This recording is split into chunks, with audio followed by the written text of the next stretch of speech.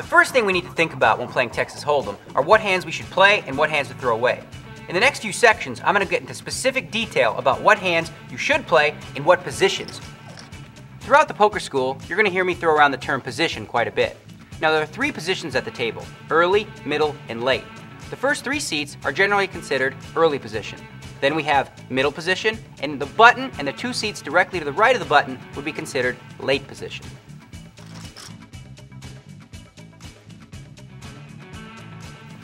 Well, the first group of hands that we're going to look at are big pairs and ace-king suited. Now obviously, you're going to play one of these hands in any one of the positions.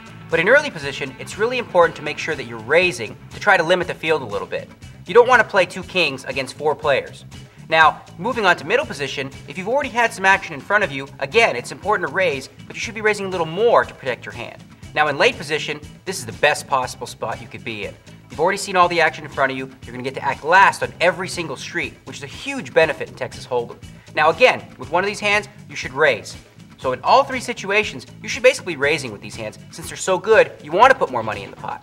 Now, with hands like King-Jack offsuit or Queen-10 offsuit, those are both decent hands. The problem with those hands come into play when you flop top pair with a weak kicker. Let's say, for example, you had King-Jack, which is what I like to call the rookie hand, and the flop comes King-4-5.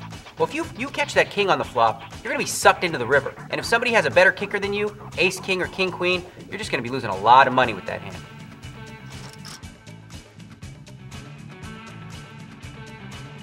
Probably the trickiest hands to play are those pesky middle pairs. I'm talking about jacks, 10s, 9s, and even 8s really. Now, from early position, there's a couple ways you can approach it.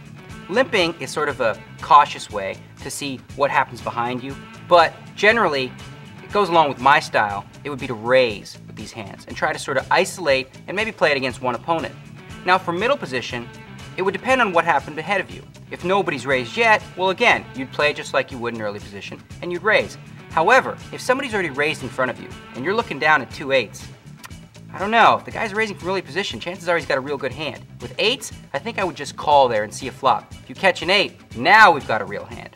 From late position, if nobody's entered the pot yet, this is a perfect kind of hand you want to attack the blinds with by making a raise. However, again, if there's a raise in front of you, I'd just call.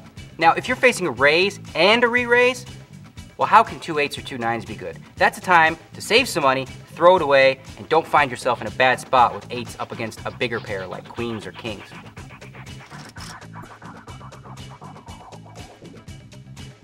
You need to be really careful when you're playing small pairs. In early position, I advise just limping in and trying to see the flop cheaply. Now, you could fold, and that's probably what the books would tell you to do. The other option would be to raise. And now I'd only recommend raising if you feel like you've got command of the table and that the blinds are really on the conservative side.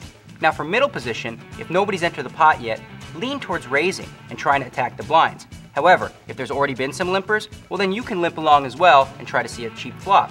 Now, if there's been a raise already, if it's a small raise, maybe you can see a flop and try to flop the set.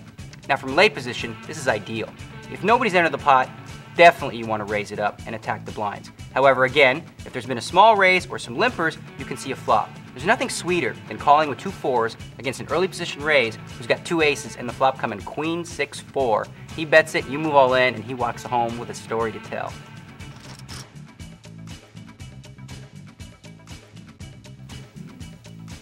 Suited connectors. Now we're getting into the fun stuff.